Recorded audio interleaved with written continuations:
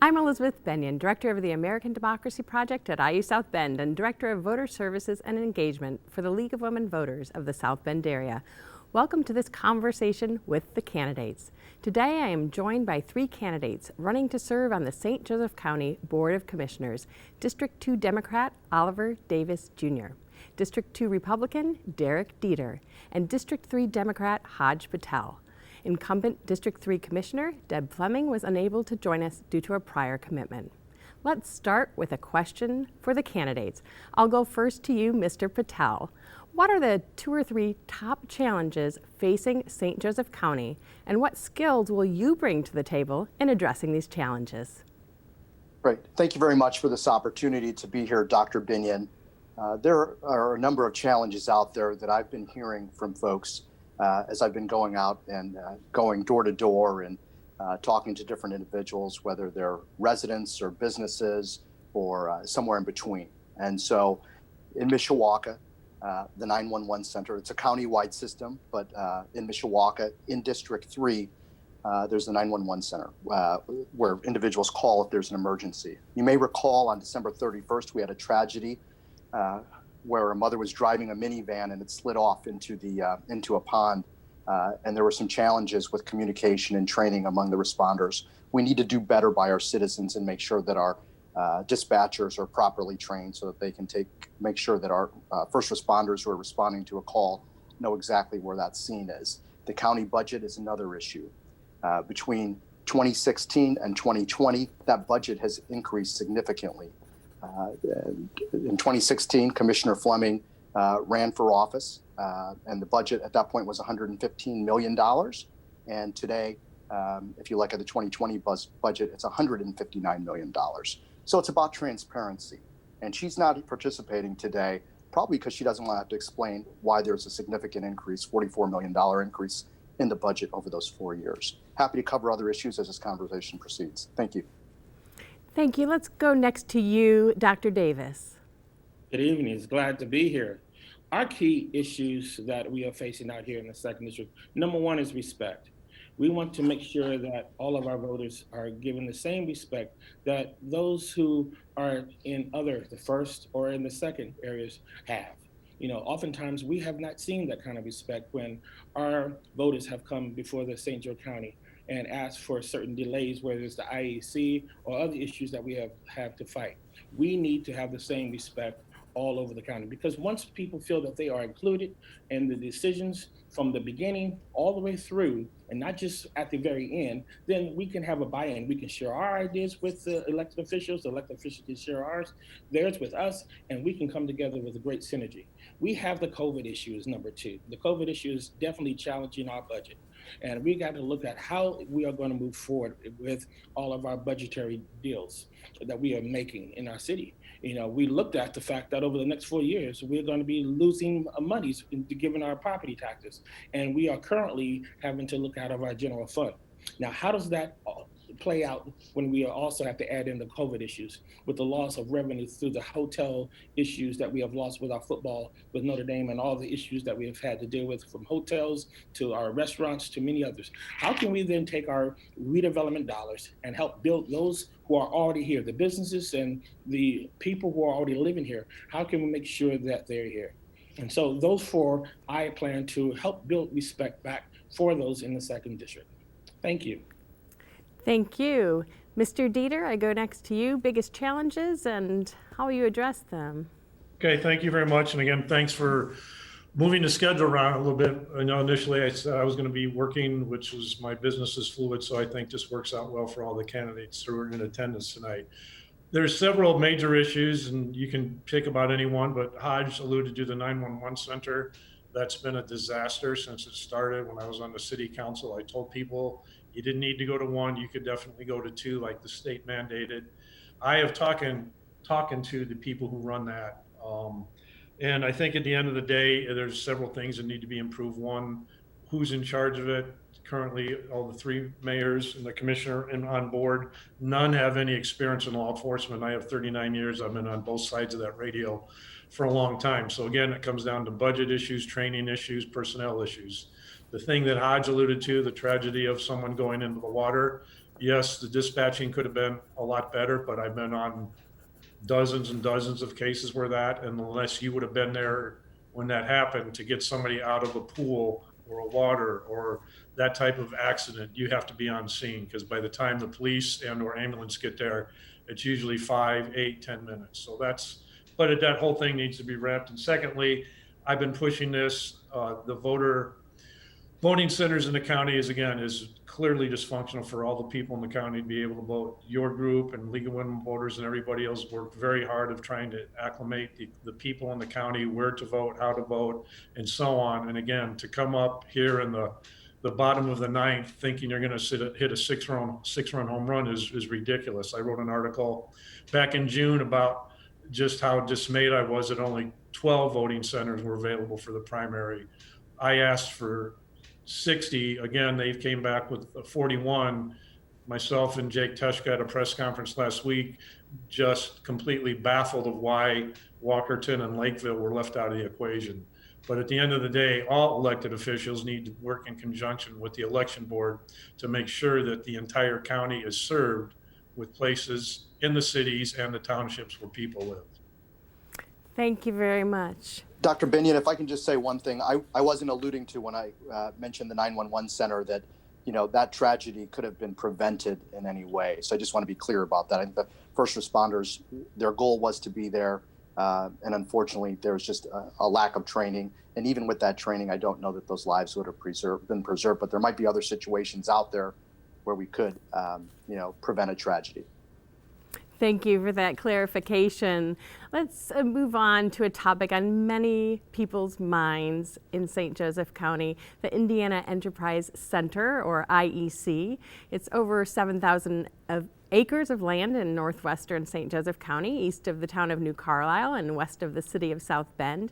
And there's been a lot of discussion and debate about the further development of this land, which has access to water and gas and electric and broadband and Class 1 and short line rail service. Do you support the current process and plan for the Indiana Enterprise Center?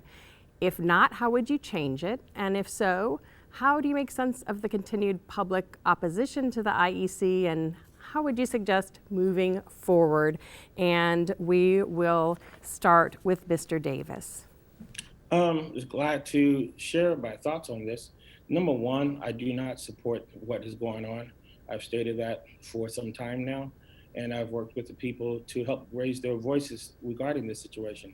In serving on the Area Plan Commission for the last 7 years, I was blessed to see and work with different projects all over the county.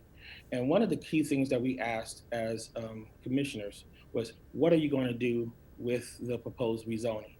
And everybody, whether you were dealing with a residential property or whether you were dealing with a business, had to state what they were going to be doing.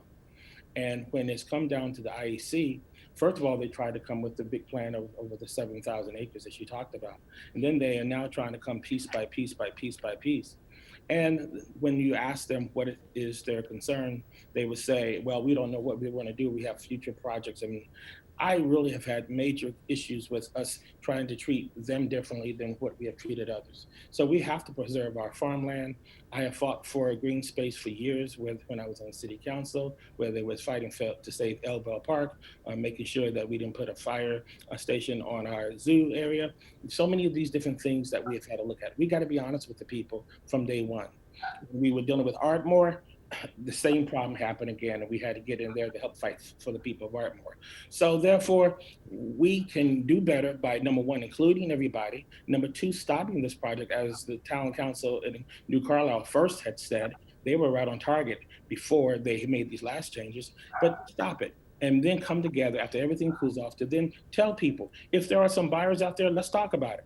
But let's not just say that we are going to not have a plan when we clearly saw all the people who came to the meeting. There is a plan. So be straight up with them and not have a shredder kind of activity be put on them like was done in the past. Thank you. Mr. Dieter, your thoughts on the IEC? Well, again, this is a classic example of how government should not work. Since I started looking into this back in March when I announced my candidacy, I've talked with dozens of people, been to Olive Township meetings, been to New Carlisle meetings, ridden around with farmers, talked to as many people as possible. And at the end of the day, I think the county failed miserably in able to talk to people. I think because of that, there was a lot of apprehension, a lot of mistrust on the part of the people who live out there, which I completely understand. As Oliver alluded to, there are several things that could have been done better. Okay, at the end of the day, in the future, when you want to go do something, when you want to talk to people, when you want to engage the community, you need to go talk to them, look them in the eye and be honest. I asked several questions to people who were pushing that out there, and I never got answers as a candidate. So that's very disheartening when you want to go out to people and tell them what you know and be honest and forthright. Again, it's an issue where people want to farm, completely agree with that. People want to sell their property, you can do that. So there needs to be a middle ground for everybody, but at the end of the day, when you're looking at doing things for the community, increasing the tax rate, having jobs and all that, there's a lot of things that go into an equation. But before you start going out there and saying, hey, we've got something coming, but nobody ever tells you what's coming. So it's kind of disheartening for government to treat people the way that they had during this. And then with secret meetings, so-called secret meetings going behind doors and all that. And so that is where people get the mistrust of government, where it shouldn't be. It's communication, it's talking to people, being honest, and hearing that the first time. So at the end of the day, if I'm elected, it'll be a completely different way of talking to people, communicating, get what people in the community want, and then working together to find a common goal for everyone. Thank you. And Mr. Patel, your thoughts? Great. I'll tell you, there are a lot of folks who have thoughts on this. The number one issue with this IEC, the Indiana Enterprise Center, New Carlisle, is transparency. There's been absolutely no transparency. And I'm going to give you examples of it. But before I do that, let me talk about something that I've been focused on. And it plays right into this. It's called LEAD, L-E-A-D. And this is how the prism that I will look through every single issue on. It's to listen, to engage, to be accessible, and then to be decisive with the tax dollars. This whole IEC thing, we have not led at all in this. We haven't had any transparency. And I'll give you an example. I was at Purdue Road School back in probably 2015, 2016. And St. Joseph County, the economic development person with St. Joseph County, was giving a presentation. For those of you who don't know what Purdue Road School is, you probably have a couple thousand Hoosiers from around the state that are involved in infrastructure, economic development, elected officials, transportation folks, you name it, that all go to Purdue for continuing education courses. St. Joseph County is talking to people around the state about this project in New Carlisle, yet they fail to talk to the people who live in this area. That's frustrating. I sat in on that presentation that they did down there. I'll go on to give you another example. When I worked in the U.S. Senate, there was a request to do a study, a federal study of 22,000 acres in the New Carlisle area. At that point, I worked for Senator Donnelly. We had heard from a lot of folks in our Senate office about that. My recommendation to the senator was not to support this study because the county didn't do their job on the ground to get people to buy into the project and to listen to them, to engage with them, to be accessible, and then to make a decisive decision. They then boiled it down to 7,200 acres. I was at a Farm Bureau meeting earlier this year where a number of residents were there. Commissioner Fleming was there. She was engaged in not a respectful dialogue from my vantage point and from those who were outspoken about this project because they became frustrated. We need to listen to these folks. We need to hear them out. They need a seat at the table. When I'm elected county commissioner, although this isn't in our district per se, it impacts the county because we're talking about spending taxpayers' money. I'll use that lead model and I'll make sure that people have a seat at the table and that we have transparency. We won't just put it up on a website and say, hey, we're transparent. But when we try to have a conversation or debate, we go into hiding. We'll actually have people participating from both sides and listening to what's important and what really matters. Thank you. Thank you. And thinking of how to bring partners together and to get everybody on board, the next question I want to ask is this.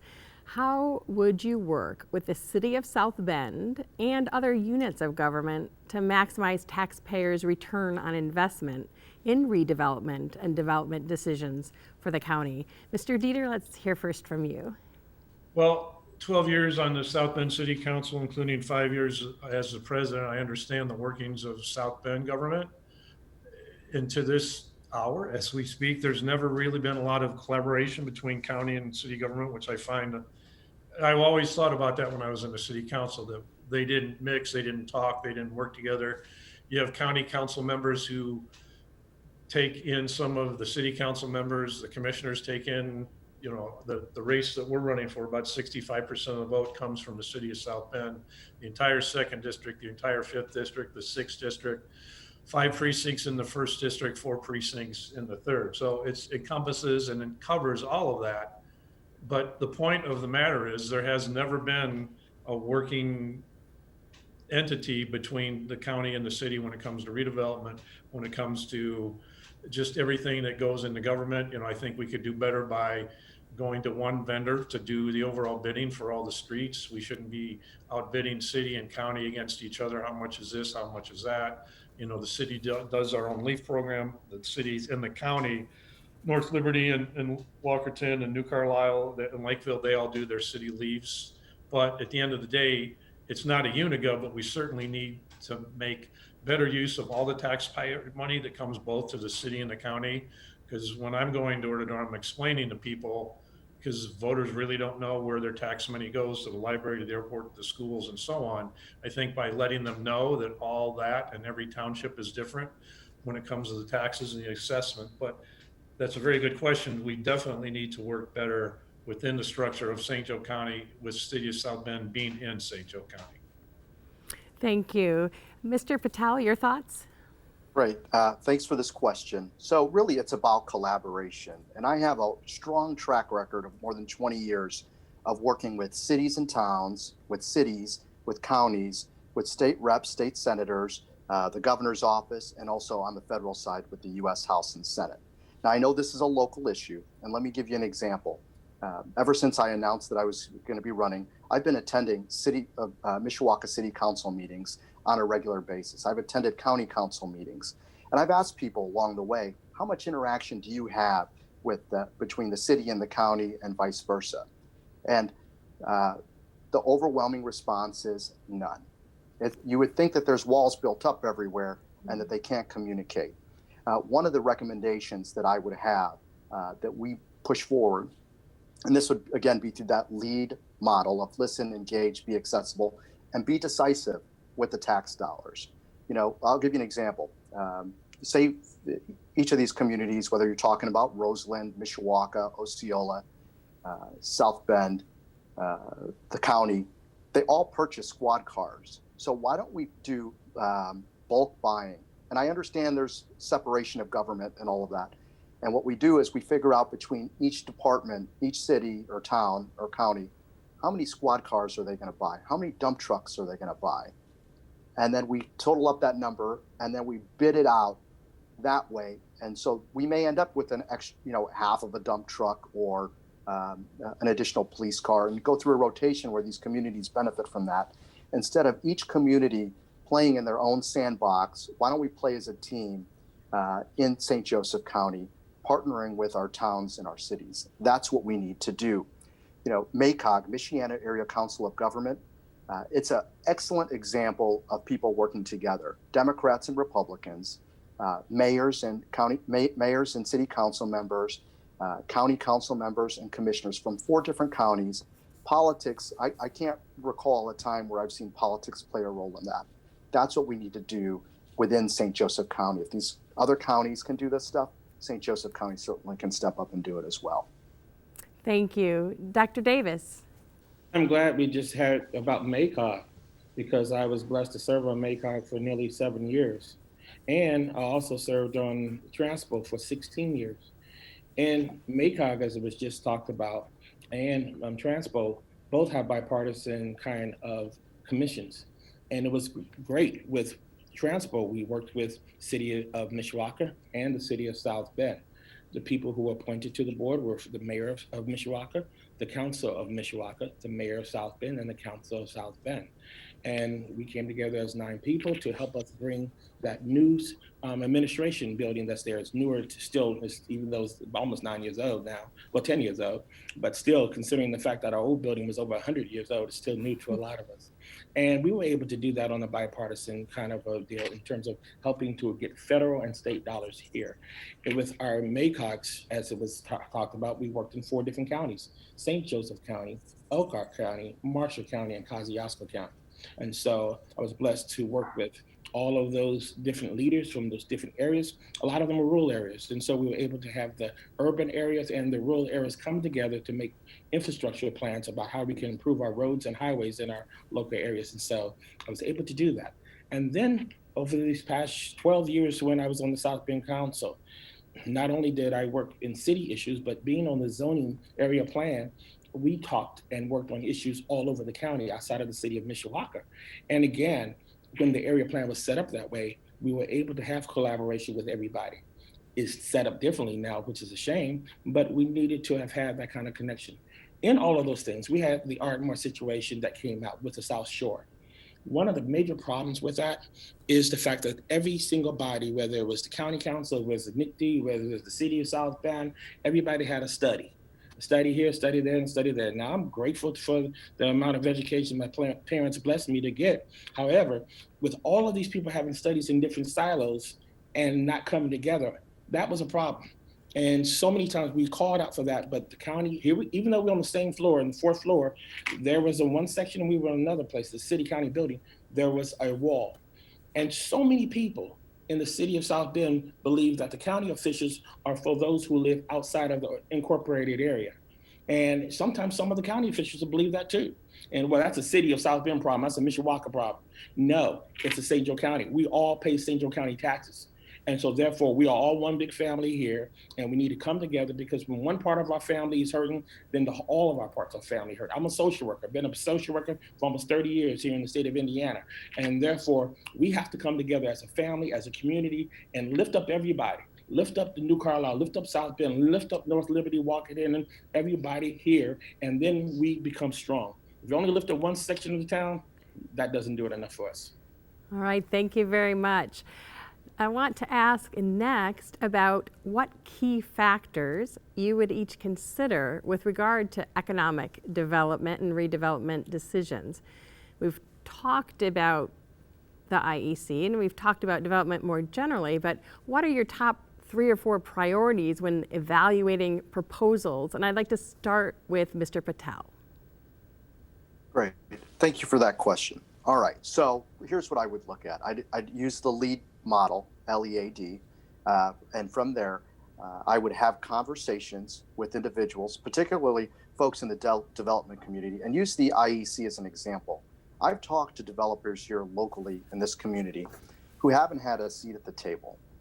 And these are folks that have invested in our community. They've both invested in the regional economy and around the Midwest. We need to harness our local experts, give them a seat at the table, and figure out what's going to work. We also need to look at what the trends are in terms of economic development. Where can we give people the best opportunity to have a great living wage where they can provide for their family, that they can save a little bit of money, and also invest some of their resources back into the community, meaning they might be able to go out and buy, renovate their house or do something. So those are a couple of examples of things that I would look at. The other key factor here is, as we're looking at development, we need to figure out how we're going to do it while also preserving the tax base, because that's how county government runs. And so we can't just across the board give folks abatements and on the commitment that they're going to create jobs. You know, we need to look at it holistically to make sure that as we are eliminating certain land from the tax rolls, how are we going to actually generate revenue in order to provide services that are needed? And a good example of that service would be the 911 center, right? Making sure that we can provide adequate service. So those are a few different areas that I would look at in terms of making economic development decisions within St. Joseph County. And I'd also look at examples of other communities that are outside of our county to see what they've done in terms of best practices. Thank you. Dr. Davis, the criteria that you would put in place when making these kind of development decisions. Number one thing, I want to make sure that everybody in our St. Joe County eats. We all like to eat. And therefore, since we like to eat and we need to eat, we have to make sure that when we do business, that we are not just feeding families who live in Michigan and other parts of this country, that we are doing business for people who live here in the city of South Bend, the cities of Mishawaka and Lakeville and everybody else here around the New Carlisle area. The reason why that's important is because so many times we have looked at businesses outside of our area to take care of us. That means we are furnishing and helping feed other places. We got to feed ourselves. And I'm glad to, when I was on the city council, when we voted for our bidders agreement here, that makes sure that we looked at our local union contracts, that we did that. Now, other people can promise that they're going to vote on all that. I already voted on it. I already made sure. And that bill is being held up in the commissioner's office because of 2 of the 3 members do not want to vote on that. And so I will make sure that that's already voted on so we can make sure that we eat. Second thing we have to look at is not just redevelopment, but how we take that redevelopment and to redevelopment businesses that are already here. We already had many of our businesses that have been hurt through all the COVID issues. How can we use redevelopment dollars to deal with this? We've had this discussion for years on the city council. We've looked at what others have done. They have bought different types of equipment and other kind of services that we normally would pay for in the general fund. We can take those redevelopment dollars and use those for those issues. When police or fire are protecting a certain area, why can't we use redevelopment dollars to take care of our police and take care of our fire? Because when you set up a redevelopment area, all of those taxes go to that one particular area. And that money, the property taxes money, stays there and it comes out of our general fund. Well, our general fund is hurting. And so as we continue to set up more and more redevelopment kind of places and TIF dollars kind of settings, it's taking money away from our general fund, which then puts more added pressure and we cannot pay our employees correctly. People leave and everything else. We saw all the issues going on with people leaving in the fire and police departments and the sheriffs coming asking for more money. Well, as we get more money in the general fund, we're able to do more. But since we are having challenges with that, with our property taxes, let us be creative with our redevelopment dollars and help us to be able to look beyond what we have normally done. Instead of talking about always bringing in new business from other places, build up our businesses here. And when we build up our businesses here, other places will see what we are doing to keep everybody here eating, and then they will want to come and join in that meal. When people see you eating and they can smell all the flavors at mama's house and daddy's house, they want to come by that house too and then say, I want a plate too. Other places will want to come to St. Joe and get a plate of what we've been eating. And so we can do it from that standpoint. Let's feed everybody. Let's make sure that they get good cooking. All right, thank you. Mr. Dieter. Okay. Could you repeat the question again? Yeah, yes, the question is, what are your 3 or 4 criteria that you would put in place when making economic development or redevelopment decisions? What factors should we consider? Okay. I'm not going to steal Hodge's lead analogy again, but that's a good model. But a communication, I hate to keep saying that, but we have a local chamber of commerce. You have the Rotary. We've attended, all of us have been to the Builders Association and talked to realtors. You have a plethora of people whose business is doing that for the community.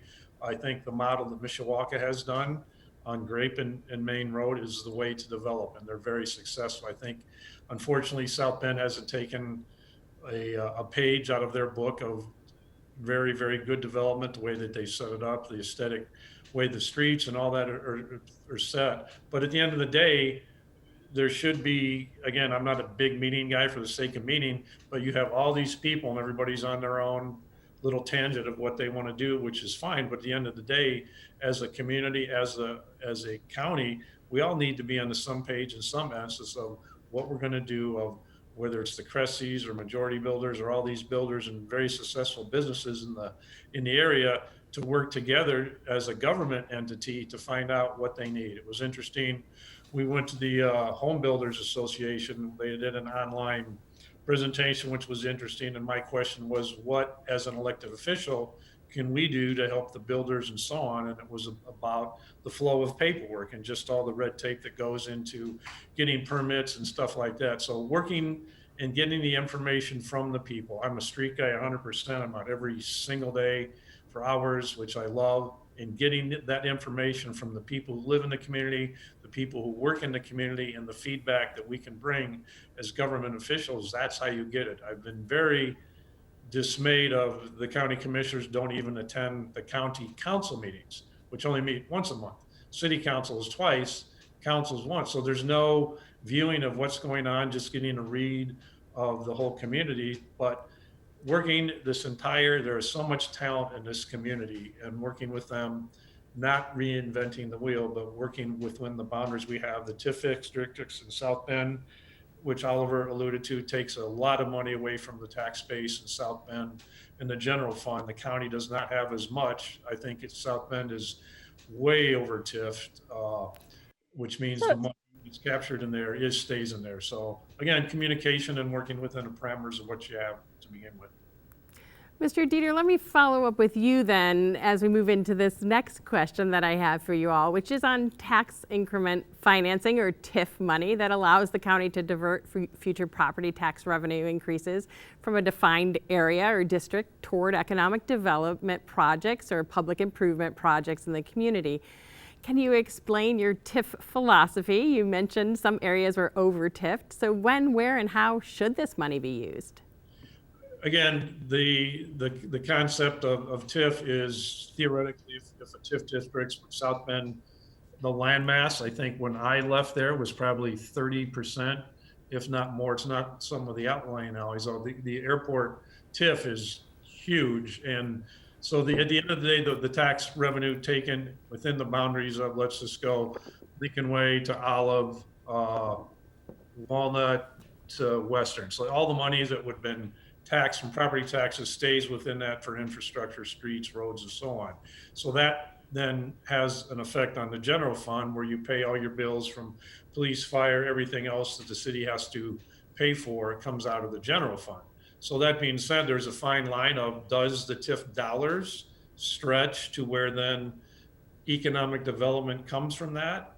There's been a discussion. Marty Wolfson has spent hundreds of hours into that and brought up some very good points. But at the end of the day, the county doesn't have as much TIF districts per se as the county, because there is a line of demarcation of city boundary and county boundary. And again, like we've all talked about, the county officials have never crossed Mayflower to come into the city or whatever it is to look into that. But it's, again, I hate big studies, but there's been so much information out there that collectively, I think that elected officials need to sit at the table and hash out, hey, is all this TIF dollars, is this worth taking the money out of the general funds? And has the development then exceeded what it should have, as far as if that money comes back to the community? It's kind of complicated. The general public doesn't understand it, but I think definitely there's a big push to make sure that we're doing all this correctly. Thank you. Mr. Patel, your thoughts on TIFs? So let me start out by saying I'm probably unique. I'm not going to say probably. I'm definitely unique in where I've lived within St. Joseph County. I've lived in Osceola, I lived in Mishawaka, and I now live in South Bend. I also own ground out in the county, out west of South Bend, farm ground. So TIF is good. It's a great tool, but if you overuse a tool, it's going to dull. Imagine if you're using a saw and the blade starts to wear down, right? It becomes less effective as you're trying to build out further, right? And when I say build out further, I'm meaning outside of what that TIF district is. And so what we need to do is make sure that we're using it for its intended purpose. We need to have balance, and we need to be reasonable about how we are utilizing these TIF districts, and to make sure that there's a balance on the investment that's taking place. Because as we start to grow these TIF areas, they're going to require more resources from the county. However, if the county has a diminished amount of money that they are able to utilize, how are they going to adequately provide services there? Let me give a really good example. US 31, great project, big supporter of it, to fund that new highway. But we also had existing roads there, right, along US 31 that the state handed over to local governments. That became an additional burden on local governments to have to absorb, repair and maintenance after the state had said, all right, well, we will, fix or repair certain roads or certain sections of roads. So we need to look at it, from that standpoint. Does it make sense? Is it balanced? And are we overburdening the rest of the system by focusing so much money in a specific TIF? So that's my response, sir. Thank you. Dr. Davis, you mentioned a little bit this idea before, but I wonder if you could talk a little bit more about your philosophy on TIF districts. One of the biggest challenges with TIF districts is the people who are making the decisions. When city council, county council, commissioners make decisions, town councils make decisions, people know who they are. They are public officials. So they should come before the public when they are stopped at Walmart's or Martin's or any other kind of stores that they are stopped. People know they can say that they loved their decision or they hated their decision or all the other different things that public officials get, which is fine.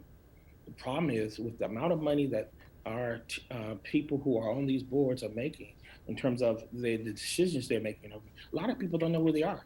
So they can go ahead and make these kind of decisions without necessarily having to face the public as much as they should have faced. And that's a major concern. We have to be very careful and really highlight who they are and have our public to be more aware of that. As more public understands who or sits on these boards, they can then apply the kind of pressure that they do to everybody else, because everybody needs to face that. These are public dollars, and oftentimes they are used as these are private dollars. No, these are still public dollars. These are still tax dollars that are in that small section that they have deemed for that area that we call the TIF. And the IEC and all those areas are in that TIF dollars. And so when people talk about this is going to bring a lot more money to the whole county, and this is going to help all of our coffers, no. A lot of these monies are going to help that one TIF area, and that's it. But at the same time, it's going to use general fund dollars to protect through police and fire, through fixing up so many other things around it, that it decreases our general funds. So that's why I said earlier that we have to be creative. We have to be creative with our TIF dollars. Since our general dollars help to protect them, then let's use some of our TIF dollars to take care of that portion that the general dollars have had to do to help to be able to maximize the use of those TIF dollars. And as we can be more creative, and this is nothing that is rocket science, other cities and other states have done that. And we can do that here and be able to maximize every single dollar, because we are at a financial crisis and you have to stretch every single penny and do every kind of thing and open up every single door you can and not just do things as normal, because we are not living in normal times. Thank you. We sure are not. Mr. Patel, at the beginning of this conversation, you talked a little bit about some challenges at the 911 center. How will you remedy cost issues related to the staffing, software, hardware, or training of the county's 911 program? And how can the county improve 911 response times? Sure. Well, let me start out by saying, I think there are people that are in positions to do good, right? Whether it's our first responders who are well-intended or folks at the dispatching level. But one of the challenges that we have is that this whole 911 center, I understand it's a mandate by the state, but it's been botched from the beginning. So they've wasted millions of dollars. And this goes to that lead, LEAD. And really, the point is the D on there. Be decisive with our tax dollars. We were basically dummies with our tax dollars when it comes to the 911 center. They purchased software and equipment that didn't really meet the needs because they didn't listen, they didn't engage, and they weren't accessible to folks to have discussions and conversations about what made sense. They chose the wrong leadership. And so now we have to invest, unfortunately, more money that we don't have into developing a robust 911 system. We need to make sure that we have adequate training, that we have the right equipment, that it's working, and also that our dispatchers know what equipment to send out to what scene from what department. Sometimes over consolidation creates problems. And this is one example of where over-consolidation has created problems with the 911 center. Thank you. Mr. Davis? I was there when the council, this came to the table. And in terms of the frustration that came out of many of us who were at that table that night, it was awful because we saw it. We saw it, those of us who were in the city council then, we saw that this was going to be a problem. We voiced our concerns. I am proud of our council because that night, almost a lot of us blew our gaskets, and we needed to because the way this thing was being done. And from the beginning, when a tree is planted and you start leaning, it takes a creative plant professional to be able to build that tree back to make it straight again after it was leaned in the beginning. And that's really what we are having to do. We're having now to build that thing back where it was, because that first director, I tell you the truth, he and I tangled in that meeting, and he didn't appreciate what I had said to him, and I told him I didn't appreciate what he said, because I could see that he did not want to take the time to even listen to us as elected officials, and he didn't listen to his staff, and the results are clear. And so not only should we listen, as many of my colleagues have already said, but we have to not listen to those who are elected officials. We have to listen to our staff. Many of them left were former South Bend staff, and then they came over to the county. And that was a big debate that we had, releasing people who are already under our own guidance to send them over to the county. And then they ran into a buzzsaw. That was horrible. So now we have to come back, and I'm glad to be hopefully being back in the county in this kind of a setting, or in the county, to be able to work on that issue that we saw from the beginning that was not good. I even had concerns about the fact that where it was located, the building where it was located. I mean, the majority of the people were over in this side of the city, and yet, where it's located. So we have to make sure that we are doing things that are transparent, and then do it, like I said from the beginning, with respect. Leadership has to respect those who are there. And being in a crisis management myself, as a social worker who's dealt with a lot of crises, suicide, and many other issues, when people are calling 911, I worked on a hotline when I started out several years ago. And my training was on hotlines. You have to be very precise with where you are helping out and sending law enforcement to help a family. And as a social worker, as a person who worked in hotlines, I needed to know that. And so when you are not sending people to the wrong addresses and everything else, lives are at stake. And that could be my life, it could be your life, it could be any one of us lives here. And so when I worked as a social worker on a hotline for my first years in this profession, I clearly understood what it's like to be in crisis when a person's on the phone saying, I need help. So therefore, with my background in crisis management, since I've already worked on those kind of settings, I clearly understand the need of us to be able to work. And I gotta give it to my other colleague who's about to speak now. We both fought that issue. And so that's something that is high on our priority, because we felt the pain from day one, and we still feel that same pain. Thank you. And Mr. Dieter, your earlier comment made it sound like you thought perhaps there was over-consolidation here as well. Absolutely. Oliver hit the nail on the head. And I'll first preface it that this bill, or this whole entire thing, sat on the county commissioner's desk for 3+ years, including the person that Oliver defeated in the primary.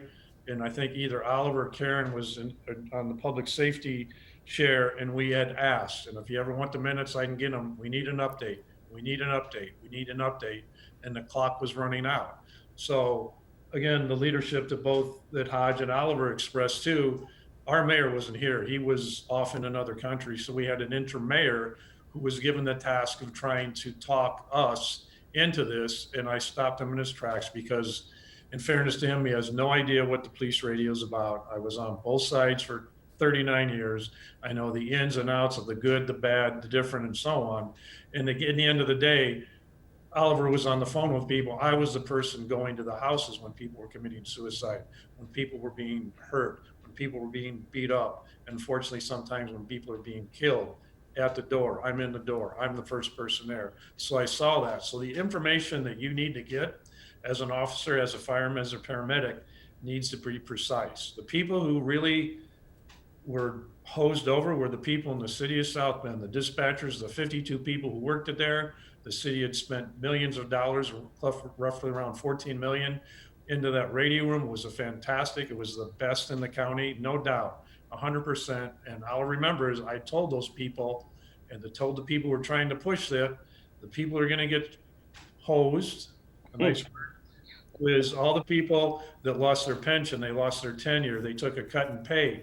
They had worked at the city of South Bend for a long time, done a fantastic job. And since the 911 center got back online, way almost to Osceola, Notre Dame has opted out of it. Walkerton has opted out of it.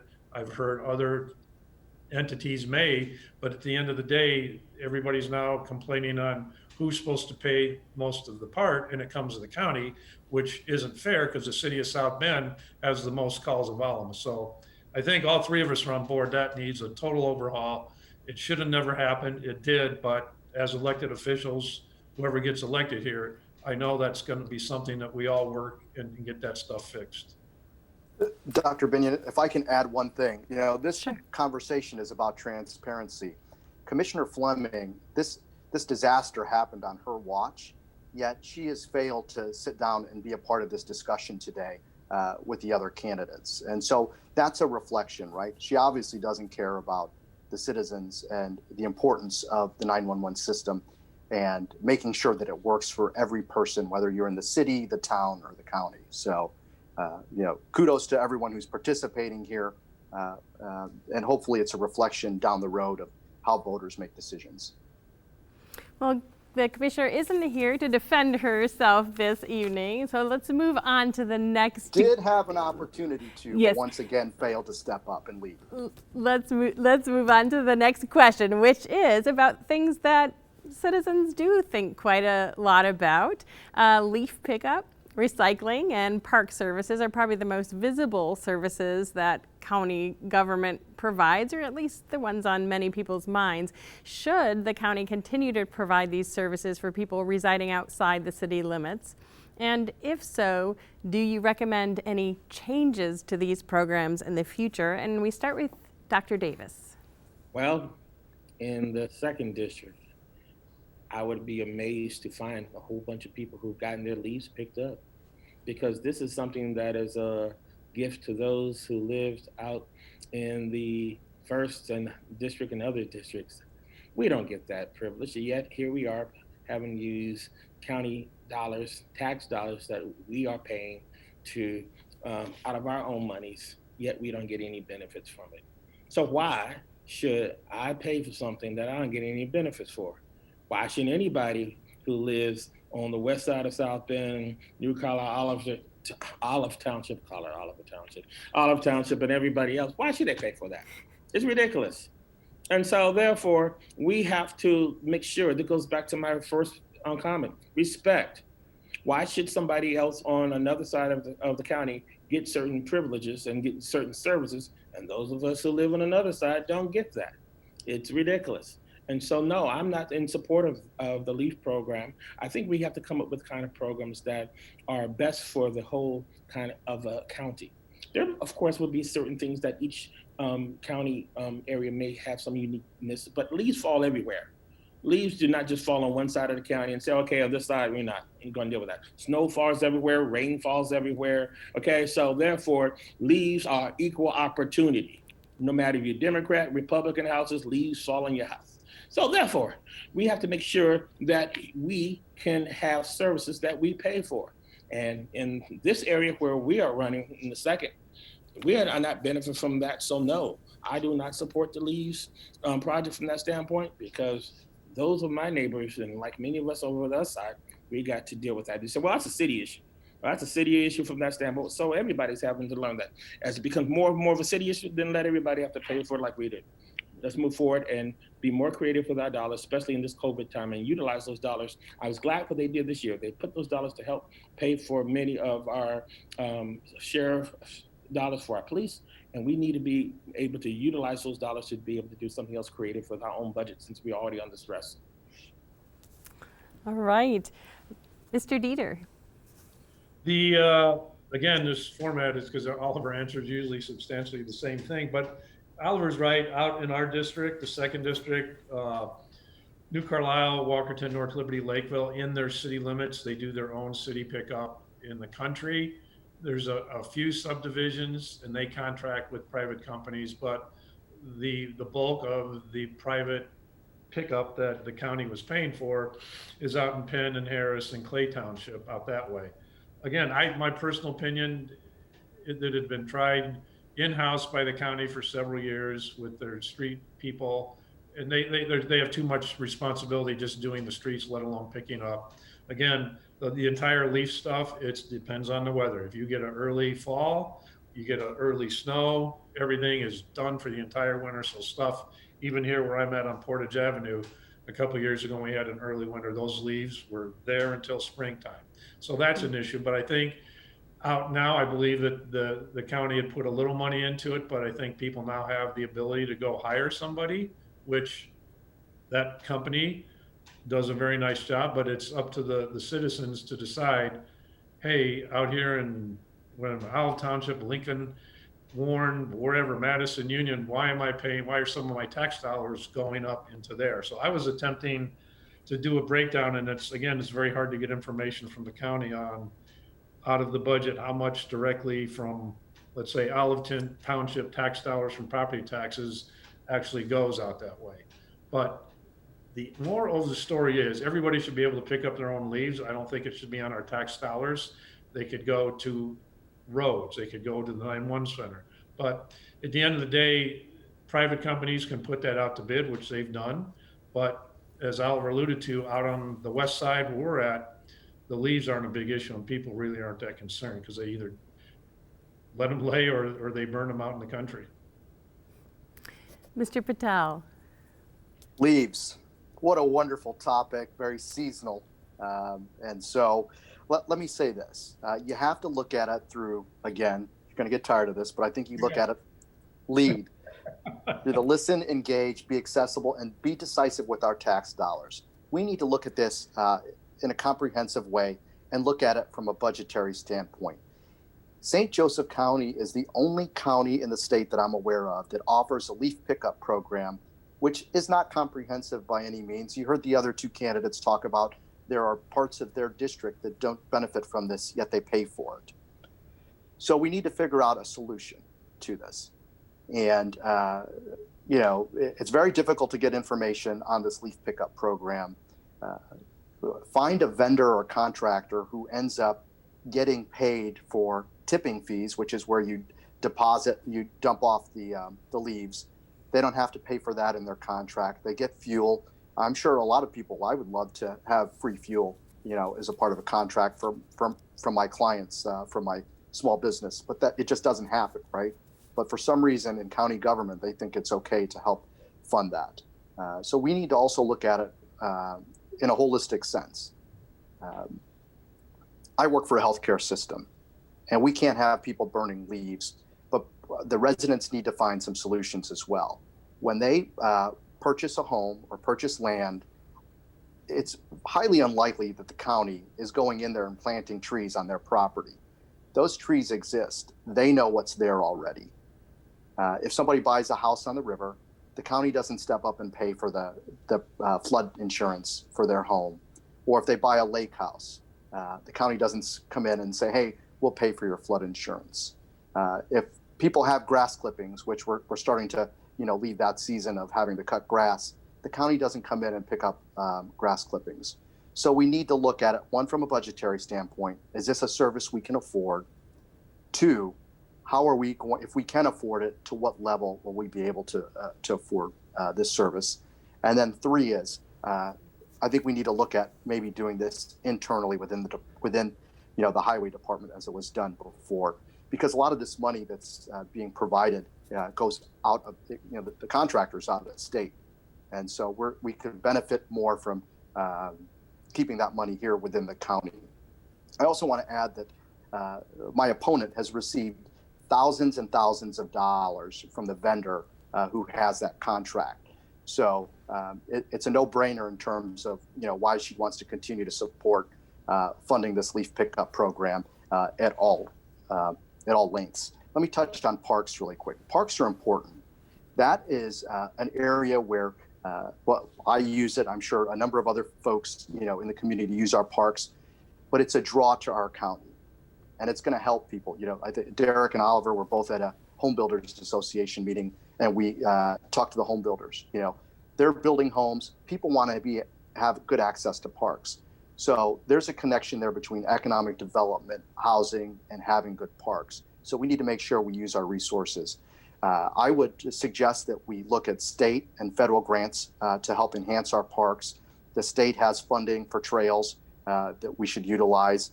The federal government has a program called CMAQ, Congestion Mitigation Air Quality Dollars, that goes through MACOG, which I touched on earlier, the Michiana Area Council of Governments.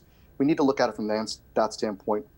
And the last thing I'll say is, from the county level, we have a parks board, and they're looking through it in one lens, right? And then you have a parks foundation who isn't necessarily working as closely together as they probably would like to make sure that the vision of the board meets the goals of the foundation. And so the example of those two groups is maybe we need to utilize LEAD for them as well, to make sure that we're being wise with not only the tax dollars that the county is putting up, but then also those foundation dollars. So those are several examples on leaves and parks. Thank you. Thank you. We just have about a minute and a half left, so I want to give each of you about 20 seconds or so to just make a final pitch to voters. Why should they cast a ballot for you on Election Day? Mr. Dieter? Yeah, thank you very much. We'll go very quickly. I've been involved in the community since 1975, spending 39 years on the police department. I've been a coach, a mentor, a community activist. I'm out in the community every single day talking to people. I'm not going to do the LEAD thing because he's done that already, but people know me. I am very accessible. People stop by my house here in Portage. They call me at any time. I listen to people all the time. I am engaged, and I am very decisive. So thank everybody for the opportunity. Thank my opponents for coming on, and everybody stay safe. Thank you. Dr. Davis? When people are in crisis over the years, they call me. 574-876-6938. 574-876-6938. My phone rings. Somebody may say, "Who is that?" I said, "I don't know." I get on the other side. It's somebody out in Green Township. "I need your help. They're building something out here we don't want." "Who is this person?" "From Ardmore." "I need your help." "Who is this person?" "We got a flooding problem over here at the ethanol plant. Our houses are dealing with water coming up. The ethanol plant shut down on our flooding problem." I'm out there. "Bell, we got a problem. The city's going to change that and save it." Where there was geese, my phone was there. "We need help with the casino." I was there. "We need help dealing with our budget and police and fire." I was there. "We need help with whatever the situation, LGBT." I was there. I was there for people when it came down to redevelopment. I was there for people when it came down to so many things of our transportation, and when it came down to our area plan. I was there on a park. So you're always only a call away. I'm only a call away. 574-876. Thank you. Got to move to Mr. Patel. Mr. Patel. So I'll be really quick. Thank you for this opportunity to be here. I want to be the hired help in District 3. I show up time and time again at these public forums because I think it's important to have transparency. Vote for Hodge Patel on November 3rd for County Commissioner, District 3, and you'll have a representative that listens, engages, is accessible, and is decisive with your tax dollars. Thank you. Thank you all so much for this wonderful conversation. I appreciate it. Voters, be sure to get out and vote on or before Election Day. On behalf of the American Democracy Project and the League of Women Voters, thanks for tuning in.